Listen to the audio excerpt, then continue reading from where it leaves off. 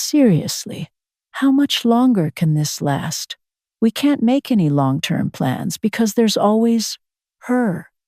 The words weren't loud.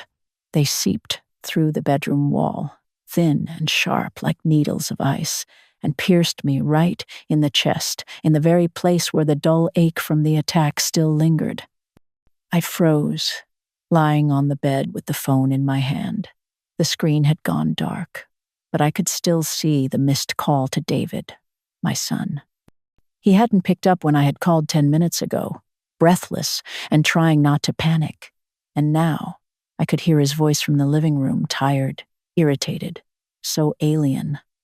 He was saying it to Sarah, his wife, and her was me, not Mom, not Iris, just her, an obstacle, an unpredictable factor ruining their plans. I slowly sat up. The pain in my chest hadn't gone away, but a different, far worse one had joined it. It wasn't the pressure of angina, but the cold of a vacuum. It felt as if something inside me had cracked, split open for good, and a draft was now blowing through that fissure. Out there, in the living room, they were murmuring, probably discussing their spoiled vacation or evening plans. And here I was, in my room, in our old house, suddenly feeling like a ghost. A faulty object that they couldn't be bothered to fix, hoping it would finally break down on its own. I listened. There was no laughter, no shouting, just the mundane conversation of two people for whom my life had become a problem to be managed. I got out of bed, holding onto the dresser for support. My legs were unsteady, but I forced myself to walk, step by step, across the creaking floorboards that still remembered my husband. I wasn't walking toward them. I was going to the kitchen, by inertia, because when you don't know what to do, you must do something familiar. Pour a glass of water, turn on a light, breathe. In the living room, they fell silent, probably having heard my footsteps. I didn't turn around. I just walked past, as if it had nothing to do with me. On the table stood a vase of flowers they had brought on Sunday. They smelled of celebration, but to me, they had no scent. I poured myself water from the filter, feeling only the coldness of the glass in my trembling hand and the metallic taste in my mouth. I heard them get up, heard the front door open quietly, heard the lock click. They were gone. They hadn't come in to say goodbye. They just left, leaving behind a silence filled with the unspoken wish for me to be gone.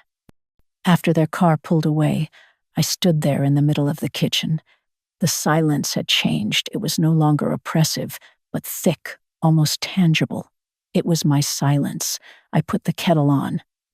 Not the large family one, but the small one, for a single cup. I took out my favorite teacup, thin, porcelain with a barely visible heather pattern, the one only I ever used. While the water boiled, I looked out the window at the empty street.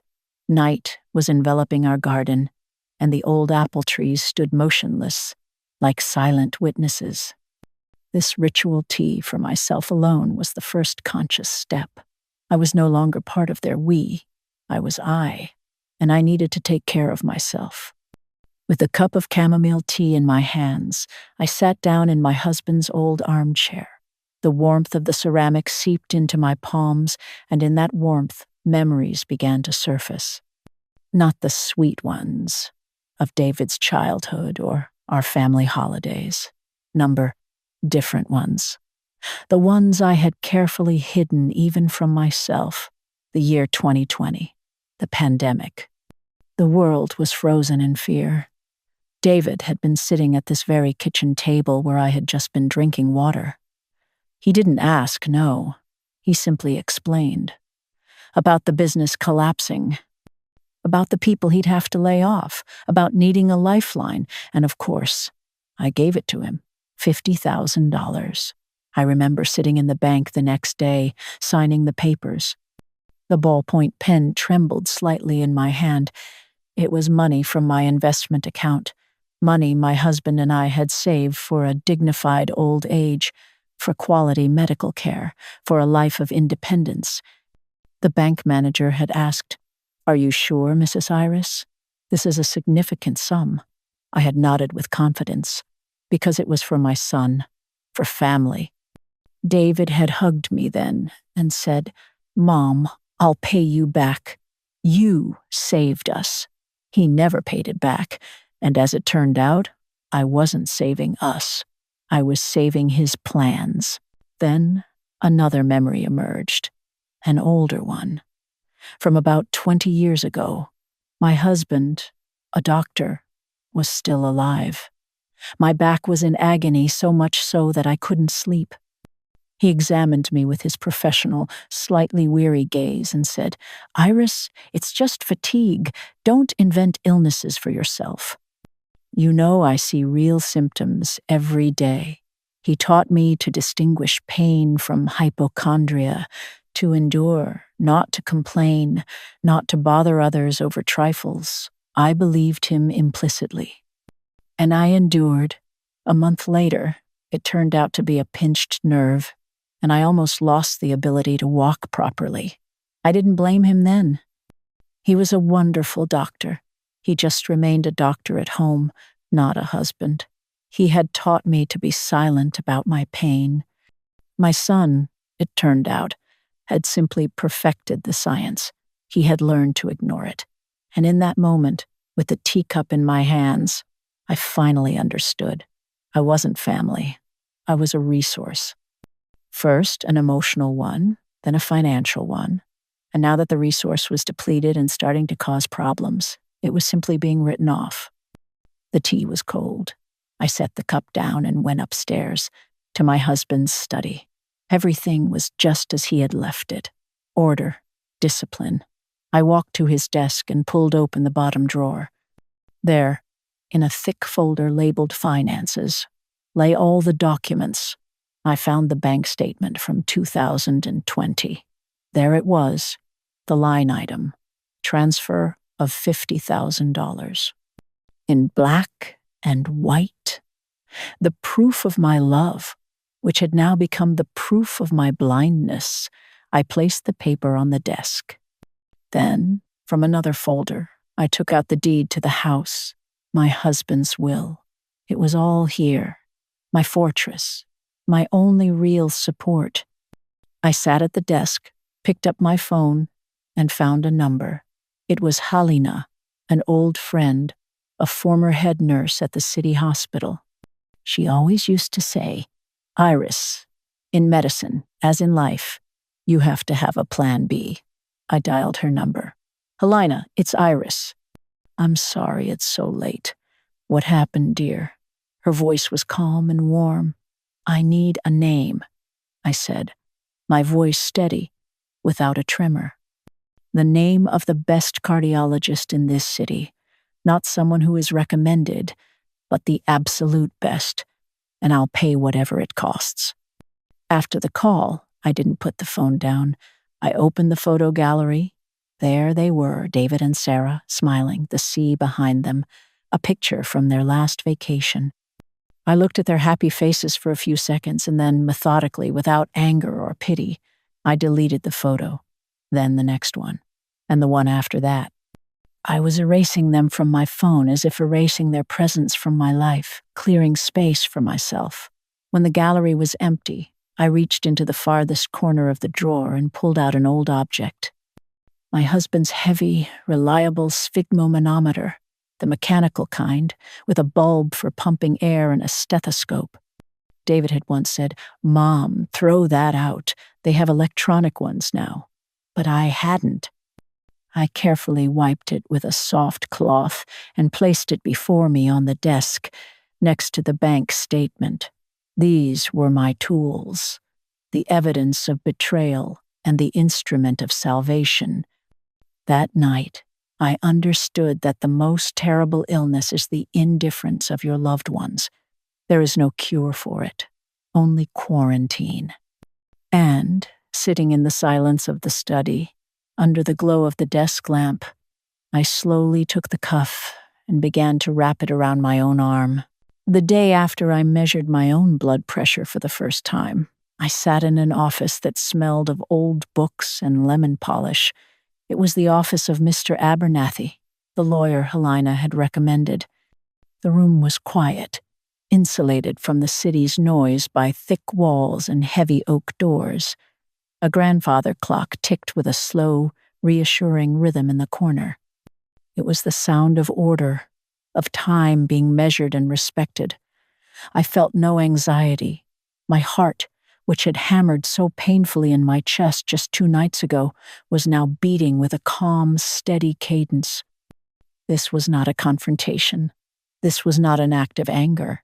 This was repair. Mr. Abernathy was a kind-faced man with eyes that had seen a great deal of human folly and sorrow. He listened without interruption as I spoke. My voice was even. I need to make 2 immediate changes to my legal arrangements, I said, my hands resting calmly in my lap.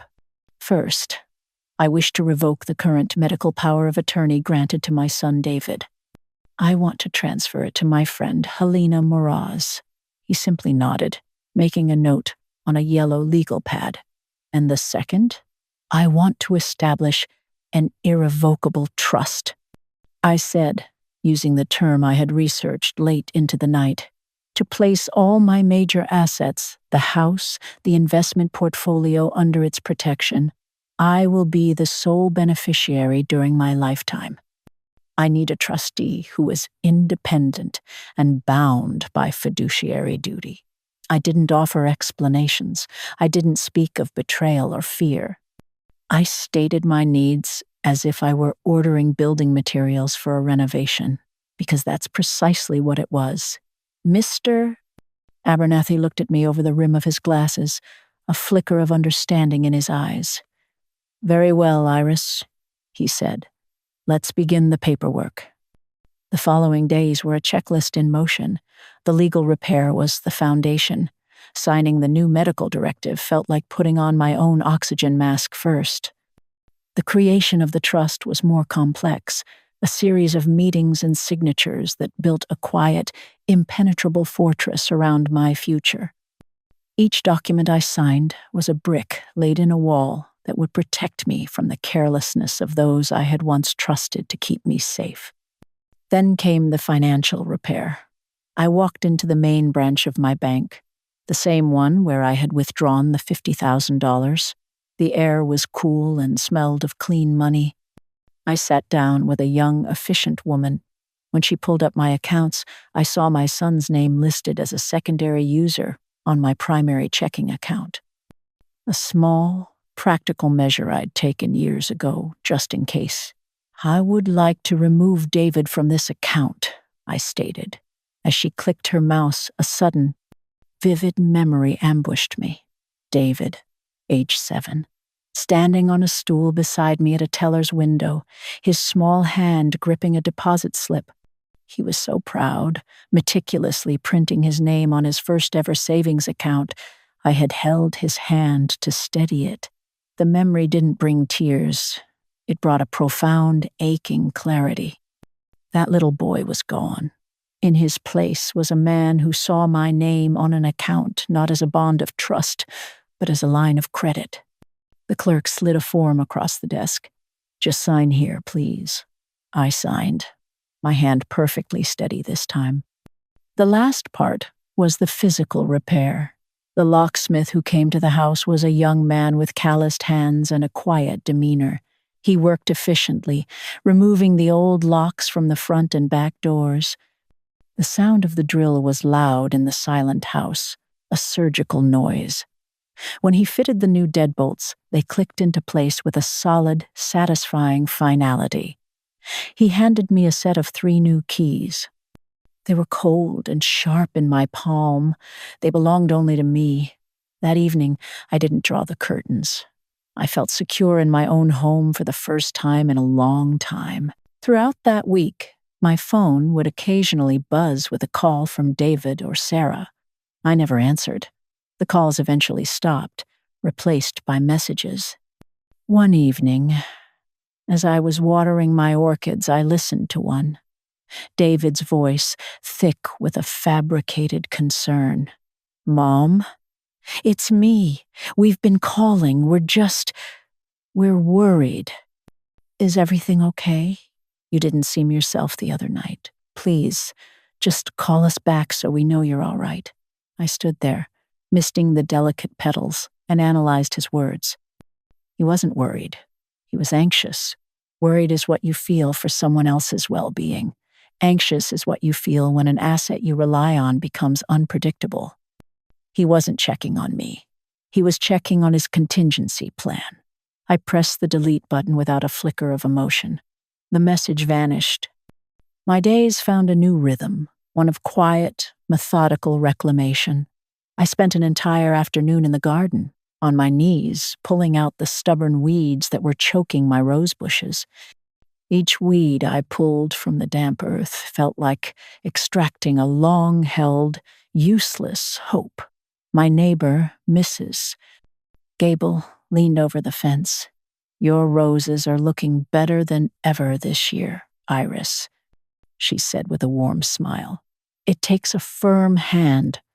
We talked for a few minutes about the weather and her new grandchild. It felt good. I wasn't isolating myself from the world. I was simply choosing which parts of it to let in. Another afternoon was dedicated to archiving the past. I didn't burn photos or tear up documents. Revenge is a fire that consumes you, too. This was about order. I took a simple cardboard box and filled it with the relics of a life that was now over. David's birth certificate, his first report card, a handful of family photos from vacations long ago. I labeled the box History and placed it on the top shelf of the closet in the spare room. It was not erased. It was filed away. It no longer had a claim on my present. The final ritual was small but significant. I found the business plan David had shown me when he'd needed the money, the one filled with charts and projections. I didn't tear it up. I simply folded it neatly and used it to light the first fire of the season in the hearth. As the flames consumed the glossy paper, I opened a travel guide to the Scottish Highlands, a place my husband had always dreamed of seeing. I read about quiet lochs and ancient castles, and for the first time, I felt a flicker, not of duty or responsibility, but of simple, quiet anticipation for a future that was entirely my own. That Friday, after my final meeting with Mr. Abernathy, I drove downtown. On a whim, I parked and walked to a little French bakery I hadn't visited in years. The bell above the door chimed softly. The air was warm and smelled of butter and caramelized sugar. I bought a single almond croissant, something I loved but had always considered an indulgence. I didn't take it home. I sat on a bench in the nearby park, the afternoon sun warm on my face, and ate it slowly, savoring every flaky, sweet bite. It was a small thing, a ridiculously small thing. But it was the first dividend from my reclaimed life. It was the taste of choosing myself. It was a Thursday afternoon when he finally came. I was in the living room, polishing the silver, when the sound of a car door slamming broke the quiet of the street. I didn't need to look. I knew the sound of that engine.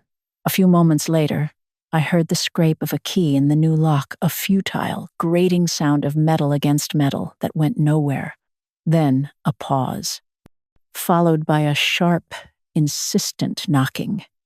"Mom? Mom? Are you in there? The key isn't working." I continued my work, my hand moving in slow, steady circles with the polishing cloth.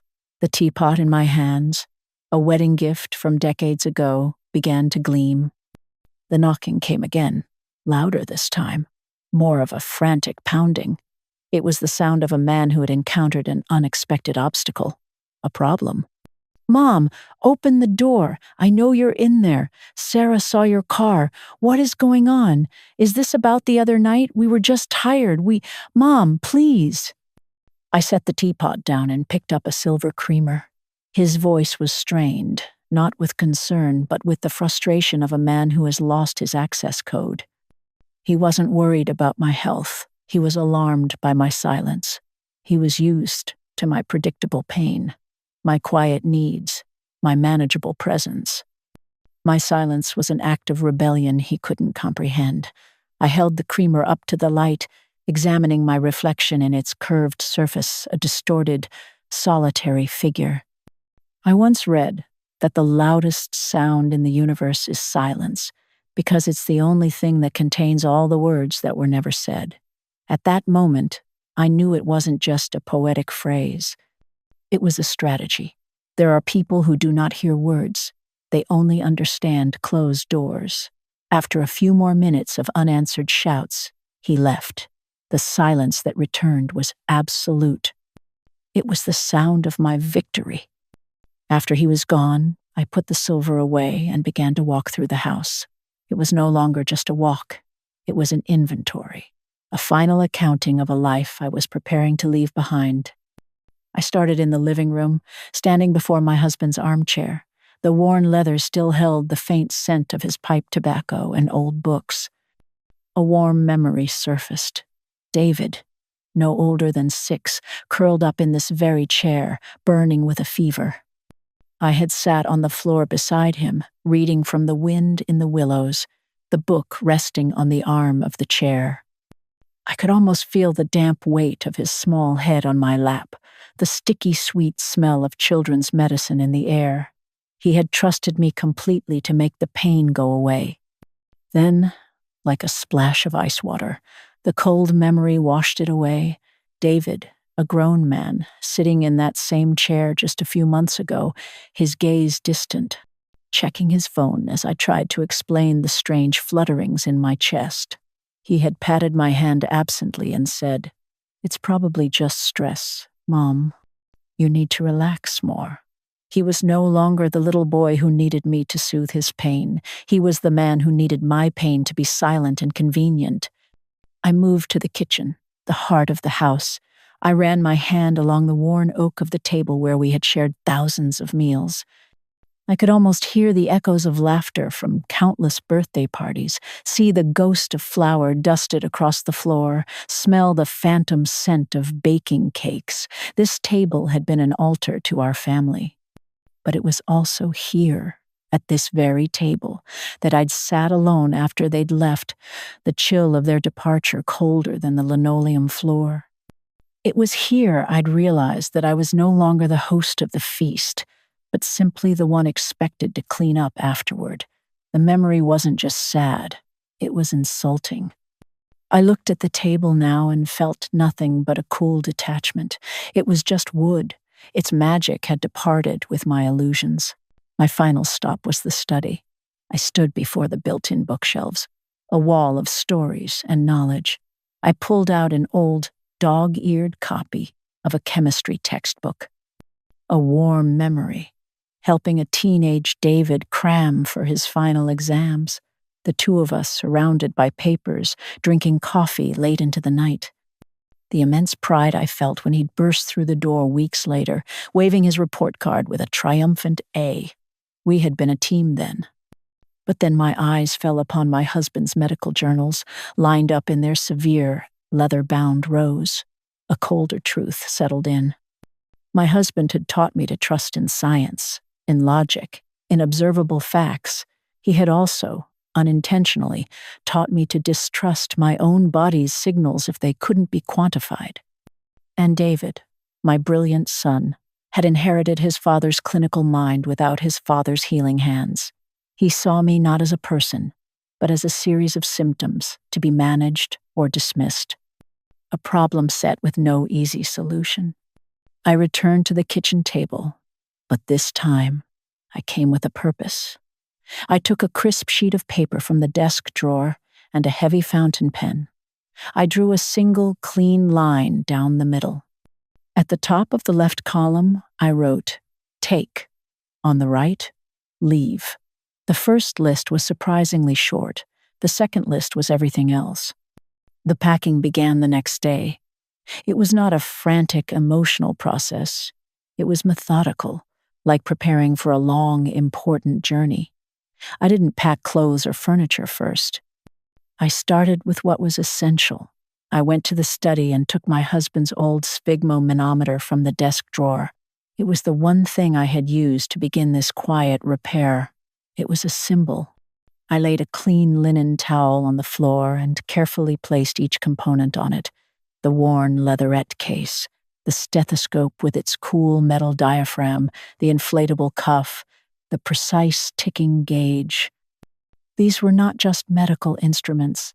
They were the tools of my new independence, proof that I could be my own caretaker, my own advocate, my own first responder. I wrapped them carefully, as if they were fragile relics, and placed them in a small, sturdy box. I sealed the box with tape and picked up a black marker. I didn't write medical or MISC on the side. I wrote one word in clear, firm letters: essentials. When the last piece of tape was smoothed down, I placed the box by the front door. I looked around the room, at the furniture and the photos and the life that was contained within these walls. It no longer felt empty.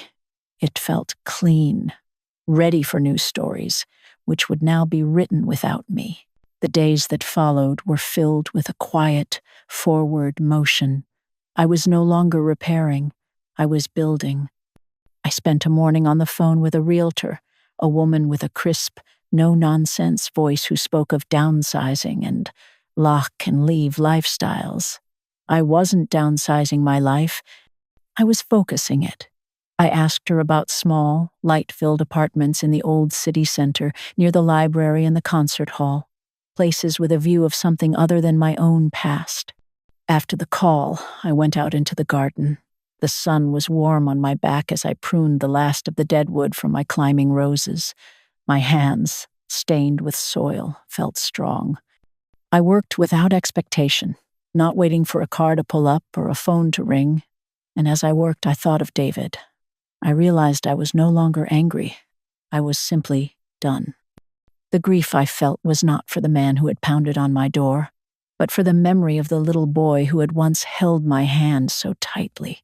I was mourning an idea, not a person. And you can't build a future on an idea. The phone rang that afternoon. It was an unfamiliar number, and my first instinct was to ignore it. But something made me answer. I said nothing, just listened. "Grandma?" The voice was hesitant, young. It was Alex, my grandson, David and Sarah's son. It's Alex." I was silent for a moment. He was the only one who hadn't called, hadn't messaged. His silence had been its own kind of judgment. "I know," I said. My voice was calm, neutral. He took a shaky breath. I just wanted to say I'm sorry." The words hung in the air. Sorry is a small, easy word. A key that people use hoping it will unlock any door. I held my ground. "What exactly are you sorry for, Alex?" The silence on his end was long. I could hear him struggling, searching for something more than a platitude. When he finally spoke, his voice was quiet, stripped of any pretense. "I'm sorry for being there that night, for listening to what Dad said, and not they, and not saying anything, for letting you think that I felt that way too, for just going along. I'm sorry for being a coward." It was the most honest thing I had heard from my family in years. The apology wasn't for them.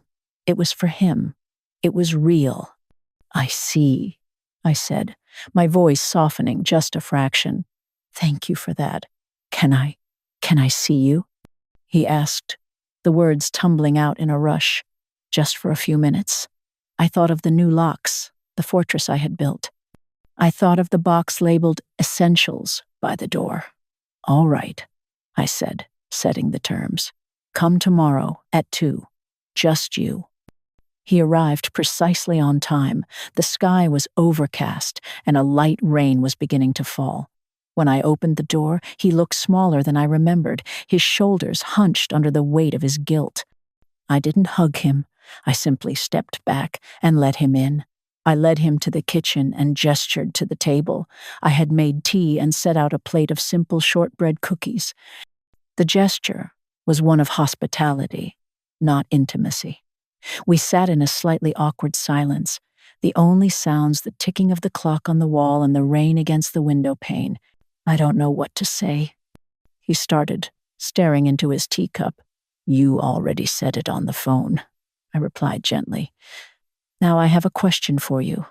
Why didn't you say something that night? He shook his head, looking ashamed. I don't know. It's just how at Island, Mom and Dad, they get into a certain mode, talking about plans, schedules, problems. And your health, it became one of the problems on their list. I just learned to be quiet, to go along with it. It was easier. I took a sip of my tea. The warmth spread through my hands. It wasn't easier, Alex, I said, my voice not accusatory but analytical. It was just less lonely. You were afraid that if you disagreed with them, you wouldn't belong to them anymore. He looked up at me, his eyes wide with a startling clarity. He was seeing it. Yes, he whispered. That's it. I nodded. I'm not angry with you, Alex. I understand, but I cannot live by those rules anymore. This house, my life, it can no longer be a problem on anyone's schedule. We sat for a while longer, the conversation drifting to safer topics, his classes at the university, a book I was reading. The tension slowly eased, replaced by a fragile, tentative peace. When it was time for him to go, he stood by the door, looking uncertain. Can I come back? He asked. Sometime. This was the real test, not of him, but of me, of the new walls I had built. Yes, I said, you can, but not for Sunday dinner or because you feel you have to. You can come when you have something honest to say or a real question to ask. You come for the conversation, not for the cookies. A slow smile spread across his face, a real one. Okay, Grandma, I can do that. As he turned to leave, I picked up 2 of the shortbread cookies, wrapped them in a napkin, and pressed them into his hand. But you can take these with you for the road. It was not a return to the old ways. It was a small provision for a new journey. I closed the door behind him and leaned against it for a long moment, listening to the rain. I had built a wall to protect myself, solid and high. But that day, he had found a small crack in it, not with force, but with the quiet courage of an honest apology. And I had realized something. Perhaps some doors aren't meant to be slammed shut and bolted forever. Perhaps they are meant to be quietly locked from the inside, leaving just one window ajar, open only for those who learn to come alone and to knock gently. The morning I signed the lease was clear and cool, the kind of autumn day that feels like a fresh start. For the occasion, I chose my clothes with the care of a diplomat preparing for a treaty signing. A simple, well-pressed, navy blue dress, sensible shoes, and my late husband's watch on my wrist. Its steady, quiet ticking was a reminder of time, not time lost, but time reclaimed. Each tick was a second that belonged entirely to me. The realtor's office was on the 7th floor, overlooking the city park. The air inside smelled of leather and expensive coffee. I sat across from the woman, whose name was Margaret, and listened as she went over the final details of the contract. My mind was calm. This was not an emotional decision. It was the logical conclusion to a long and painful diagnosis. The apartment itself was a place I had visited only once, but I knew it instantly.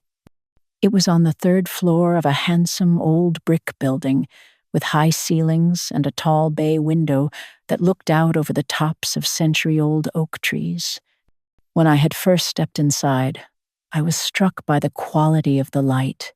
It was a gentle, forgiving light that filled the space, making the newly painted white walls seem to glow. It smelled of fresh paint and old, well-cared-for hardwood floors. The city sounds were a distant, muted hum, the soundtrack of a life I was rejoining, not retreating from. There was a small, modern kitchen and a bedroom just big enough for my bed and a bookshelf. It was not a palace. It was a haven. Margaret had asked if I needed time to think. I had looked out that window, at the sunlight filtering through the golden leaves, and felt a profound sense of rightness. I had said. I'll take it. Now, in her office, I picked up the heavy, important-feeling pen she offered me. I signed my name on the designated line. The ink was a deep, definitive black. As a final symbolic gesture, I reached into my purse and took out the single new key the locksmith had given me. I placed it on the table next to the signed contract. One chapter was ending, another was about to be unlocked. That afternoon, while I was carefully wrapping my mother's porcelain teacups in newspaper, David came again. His car door closed with a soft, hesitant thud this time. His footsteps on the porch were slow. He knocked softly, a sound so different from the entitled pounding of before. I paused, a fragile cup in my hand, and stood perfectly still. "Mom?" His voice came through the thick wood of the door, muffled and thin. "Mom, please. Can we just talk? I've been thinking. I was under so much stress with work. I wasn't myself." I wrapped the teacup and placed it gently in the box. I walked to the door but did not open it. I leaned my forehead against the cool wood. "Stress is a reason, David, not an excuse," I said, my voice clear and steady. "We all have stress. It doesn't give us the right to treat the people we claim to love like problems on a to-do list." There was a long silence. "I know," he said, his voice cracking. "I didn't mean it like that. You have to believe me." "Then how did you mean it?" I asked, my own voice unyielding. "I heard the words you used when you thought I was out of earshot. Those are the truest words a person speaks, aren't they? The ones they say when the audience is gone. It's not fair." "We're family," he pleaded, his voice rising in desperation. "Family is a verb, David," I said softly. "It is an action, a responsibility. It is not a shield you get to hide behind after you have been careless and cruel. The family you're talking about, it doesn't live here anymore." I heard a choked sound, then the sound of his retreating footsteps. I stayed with my forehead against the door until I heard his car drive away. And then the strength I had summoned finally broke. It was not a storm of weeping, but a quiet, wrenching flood. For 7 minutes, I stood in my hallway and cried. I cried for the little boy with the fever. I cried for the proud teenager with the good grades. I cried for the man he had become, and for the mother I had been, the woman who had loved the idea of her son more than she had listened to the truth of her own pain. When the tears stopped, I felt a deep, hollowing exhaustion, but also a cleanness. The last of the poison had been drained. That evening, Helena and Eleanor came over. They arrived not with platitudes, but with a casserole and a bottle of wine. The house, filled with half-packed boxes, was instantly transformed by the warmth of their presence. We sat at the kitchen table, a small island of normalcy in a sea of transition. Eleanor, a librarian with a wicked sense of humor, told us a hilarious story about a man trying to return a book his dog had used as a chew toy. Helena, ever the pragmatist, recounted her yearly battle with the squirrels over her tomato plants, describing her increasingly elaborate countermeasures with the seriousness of a military strategist. We laughed until our sides ached. It was simple. It was real. It was in the middle of this easy, comfortable chatter that I told them. "I signed the lease this morning," I said, topping off their wine glasses. "I'll be moving in 2 weeks." They didn't gasp or offer condolences for the life I was leaving behind. They understood. Helena immediately began to make a list on a napkin. "All right," she said. "I'll handle the kitchen boxes. You can't be trusted with glassware, and I'll call my nephew about his truck." Eleanor raised her glass. "And I," she announced, will be in charge of the official housewarming. The theme will be good books and bad decisions. It will be glorious. I looked at their faces, shining with genuine affection and practical support, and I knew with absolute certainty that I would never be alone. Sarah arrived the next day. She didn't knock. She walked straight up to the door and tried her key, and when it failed, she began to hammer on it with the side of her fist, her entitlement radiating through the wood. I was in the living room, reading. I marked my page, set the book down, and went to the door. I opened it. She stood there, impeccably dressed in a sharp blazer, her face a mask of controlled fury. She pushed past me into the house as if she still owned the space. "What in God's name do you think you're doing, Iris?" she began, her voice low and dangerous. "David came home yesterday, completely distraught. You have gone completely mad." "No, Sarah," I said calmly, closing the door behind her. "For the first time in a very long time, I have become completely sane." "Sane?" she scoffed, gesturing at the boxes. "This is sanity, tearing our family apart, punishing your son because you're having some kind of late-life crisis? This family," I said, my voice even, was a beautiful facade, but the foundation was rotten. I'm not tearing it apart. I'm simply walking out of the building before it collapses on top of me. You cannot break something that exists only in photographs and holiday cards. "You are not well," she insisted, shifting her tactics to gaslighting. "You've been through a lot." "You're not thinking clearly." That was the moment. The final veil dropped.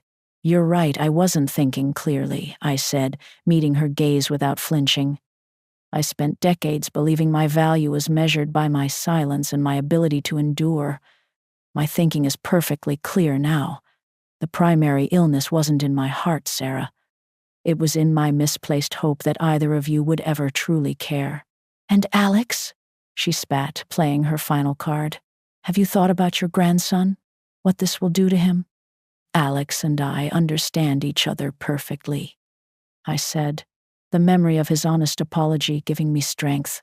"I will tell him the truth, and I will trust him to handle it, which is more than you have ever done." Her face tightened. "After everything we've done for you." I let out a short, mirthless laugh. "What have you done, Sarah? Let's be honest for once." "You have tolerated my existence as long as it did not interfere with your travel plans. You were never waiting on me in my times of need. You were waiting for me to be over. Do not mistake the patience of a vulture for the devotion of a daughter." Her mask of civility finally shattered, revealing the raw ugliness beneath. "Fine," she snarled. "Go. Move into your pathetic little apartment. See how you like it. You'll die alone there." I looked at her, at this woman whose approval I had once so desperately craved, and I felt nothing but a quiet pity. "That is where you are wrong," I said, delivering the final word. "I would rather live alone with my dignity than die in a house full of people who see my life as an inconvenience." And with that, I walked to the desk, picked up the freshly signed copy of my lease agreement, and held it out for her to see. The material proof, the final, unarguable fact. Her eyes darted to the paper, then back to my face. She saw no fear, no doubt, only a placid certainty. She was defeated. She opened her mouth to say something else, then closed it. There was nothing left to say. Without another word, she turned and walked out of the house. The click of the door closing behind her was not an angry sound. It was the sound of a period at the end of a very long, very painful sentence. I felt no triumph, no joy, only a vast, quiet stillness. It was not the stillness of an empty room, but the stillness of a clear sky after the storm has finally passed. The final loose threads of my old life were tied off, not with a dramatic flourish, but with the quiet, satisfying click of administrative processes coming to a close. The call came from Mr. Abernathy's office on a Tuesday morning. His voice, calm and reassuring as ever, delivered the news. "Good morning, Iris. I just wanted to confirm that the irrevocable trust is now fully executed and all assets have been transferred. The final amendments to your medical directives have been filed with the county. From a legal standpoint, every string has been cut. You are now the sole architect and final authority in every square inch of your life." The words settled over me, not with the weight of responsibility, but with the lightness of a burden lifted. The sole architect. For the first time, I felt the truth of that phrase in my bones. Later that day, I walked to the new post office box I had rented. I took the small, cold, silver key, inserted it into the lock of box number 3B, and turned it. Inside was a single piece of mail, a confirmation letter from the bank stating that the old joint account had been officially closed. I took the letter, locked the small door, and walked away, the key feeling solid and real in my pocket. It was finished. Alex came to the old house one last time that weekend to help me label the final few boxes. The atmosphere was entirely different from his last visit. The rooms, stripped of their personality, were just spaces now, echoing with the ghosts of a life already packed away. We didn't talk much at first, just worked in a comfortable silence, our shared task a simple bridge between us. We sat on the floor in the living room, sharing a thermos of tea and the last of the shortbread cookies. Dad called, Alex said, not looking at me, his focus on the cookie in his hand. He says you've erased them, that you're pretending they never existed. I took a slow sip of tea, letting the warmth steady me. Your father thinks in absolutes, in wins and losses, I said softly. This isn't about erasure, it's about curation. You don't erase the painful chapters of a book. You simply turn the page. I'm not pretending he doesn't exist. I'm just no longer willing to let his definition of me be the only one that's written. I looked at him then, and he met my gaze. You don't miss a person who causes you pain, Alex. You miss the version of that person you so desperately wanted them to be. He nodded, a profound understanding dawning in his young eyes. I think I get that, he said quietly. Before he left, he handed me a small, flat package wrapped in brown paper. I made you something for the new place. Later, alone, I unwrapped it. It was a drawing, done in charcoal, simple and stark.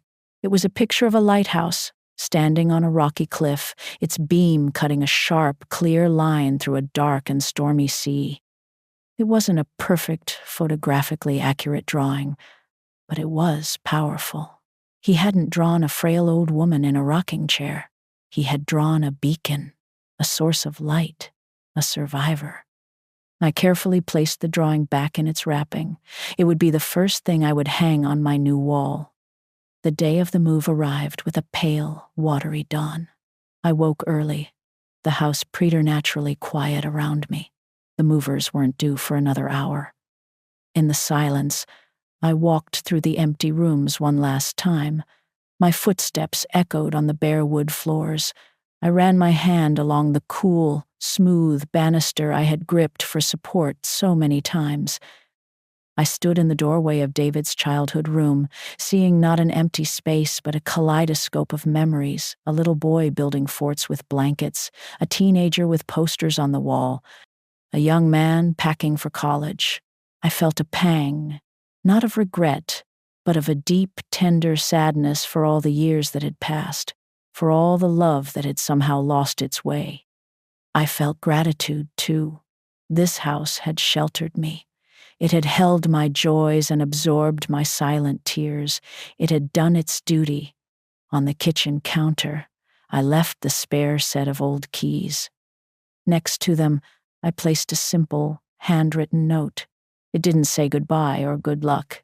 It just said, "Thank you for being a home for so long."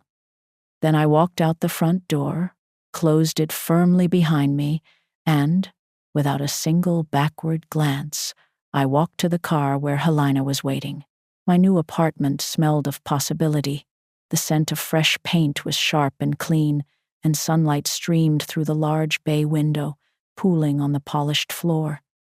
It felt bigger than it was, full of light and air. The building manager, a kind woman named Sarah, met me at the door with a smile and a small potted orchid.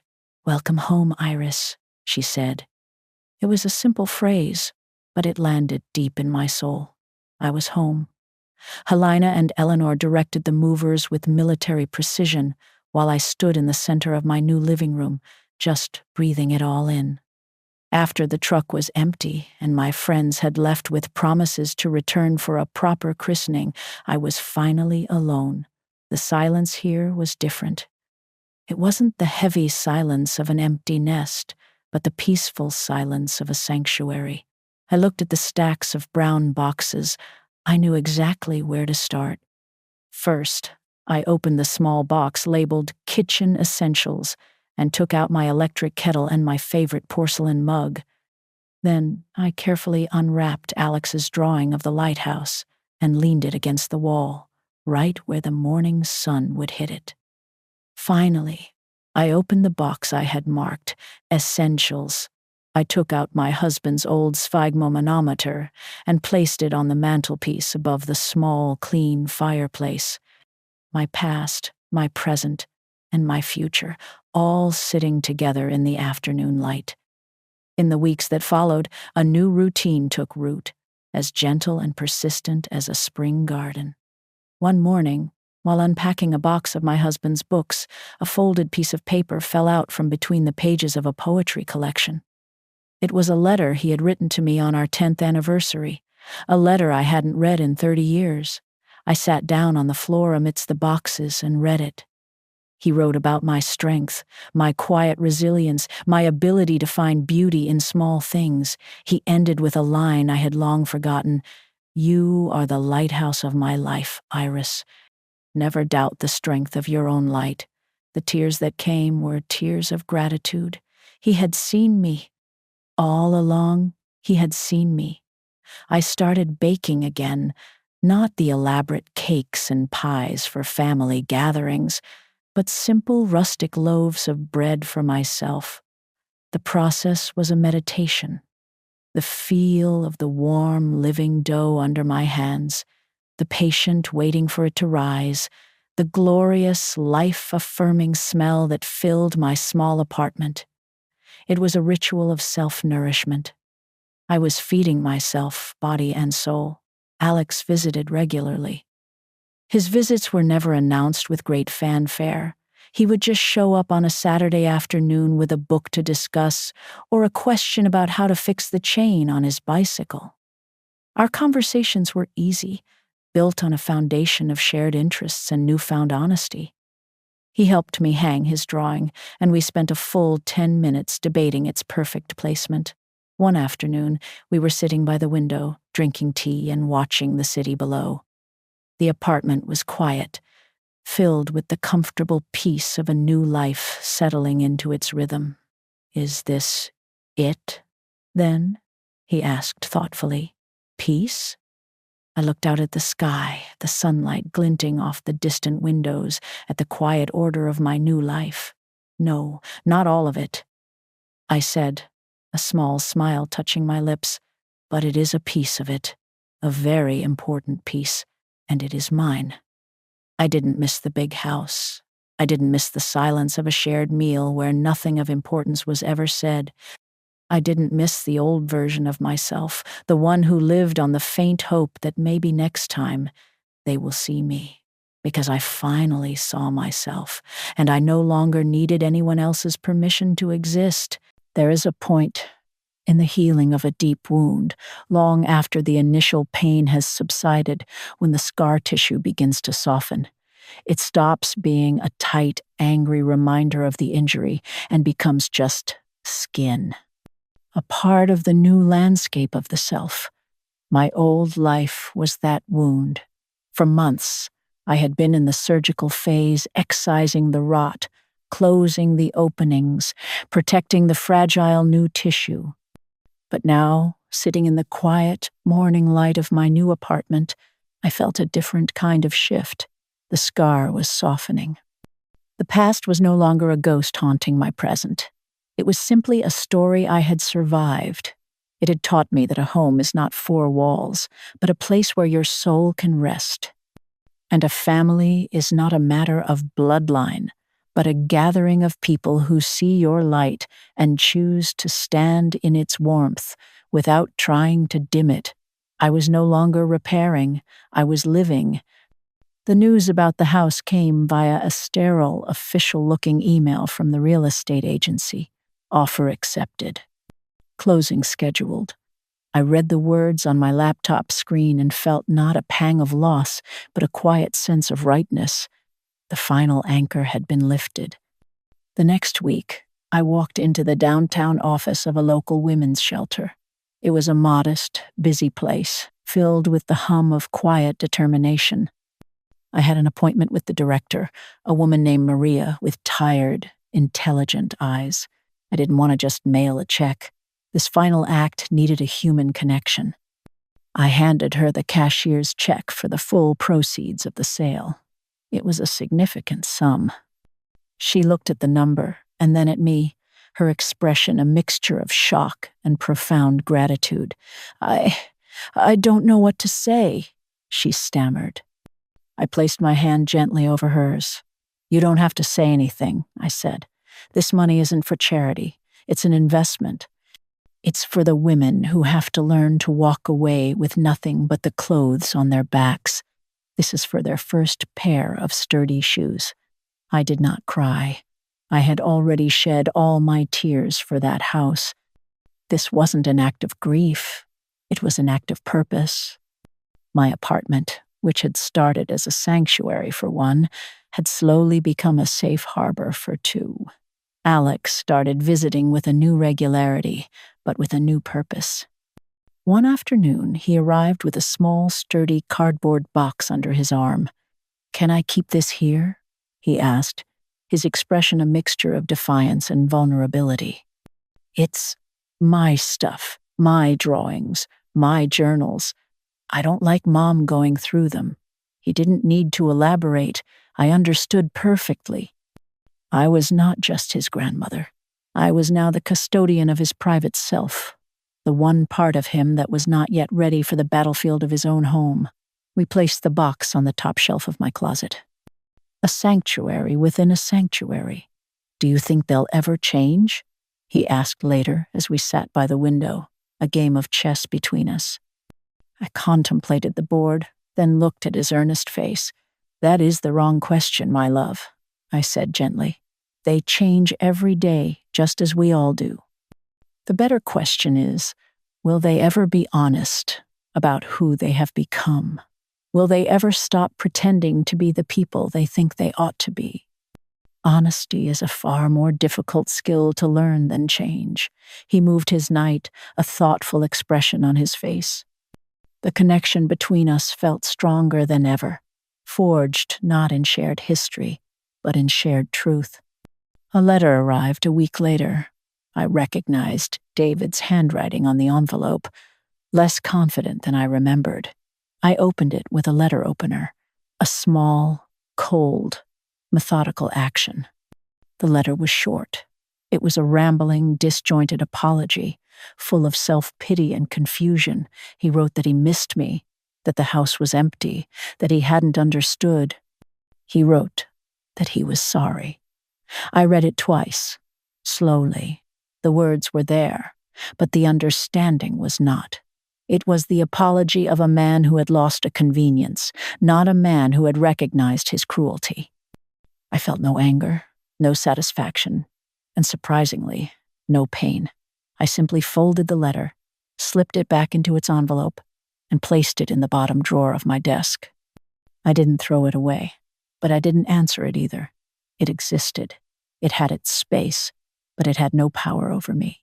It was just a piece of paper in a drawer, a quiet artifact from another life. The morning of my 80th birthday began not with a phone ringing off the hook with feigned affection, but with the smell of coffee and the sound of quiet jazz music playing from my small speaker. I made myself pancakes, not a grand stack for a crowd, but two perfect golden brown ones, drizzled with maple syrup. I ate them slowly, by the window, watching the city wake up. There were no expectations. There was no performance. There was only the simple, profound joy of a day that was entirely my own. Alex arrived at noon. He didn't bring an expensive, store-bought gift. He handed me a small, handmade card. On the front was a beautifully detailed ink drawing of my potted orchid, the one that had almost died but that I had nursed back to health. Inside, he had written, "For my grandma, who taught me that the strongest things are the ones that learn how to bloom again. Happy birthday." His gift wasn't an object. It was a testament. It was proof that he had been watching, that he had understood. "You look different," he said as we sat and talked. "Happy." "I am," I said. "No, it's more than that," he mused, looking at me with an artist's eye. You look like a person who doesn't flinch anymore." The days settled into a peaceful, meaningful rhythm. My orchid, once a single fragile stem, now had 3 vibrant blossoms. It sat on my windowsill, a daily reminder of resilience. Helena and Eleanor came for dinner every other Thursday. We didn't solve the world's problems. We drank wine, ate simple soup, and the bread I now baked every week, and we laughed. Our friendship was a comfortable, sturdy armchair. The day after my birthday, a single text message appeared on my phone. It was from a number I didn't have saved, but I knew who it was from. "Happy birthday, Mom." I read the words, took a sip of my morning tea, and then put the phone down, face down on the counter. I felt nothing. It was like hearing a weather report for a city I no longer lived in. That evening, I sat down at my desk and opened my journal. The last page I had written in was months ago, a page filled with frantic, pained scribbles from the night I had overheard their conversation. I turned to a fresh, clean page. I thought about the question David had asked through the door. Why? Why was I doing all of this? Why couldn't things just go back to the way they were? I picked up my pen, the same one I had used to sign my lease, and I finally wrote my answer. They always wanted to know how long I would last, how much more time they would have to plan around me. Now, I have the answer. I chose to live long enough to learn my own name again, to set my own table with enough room for honesty, but no room for pretense, and to learn that the only door that truly matters is the one you learn to open for yourself, for those who knock with clean hands and a quiet heart.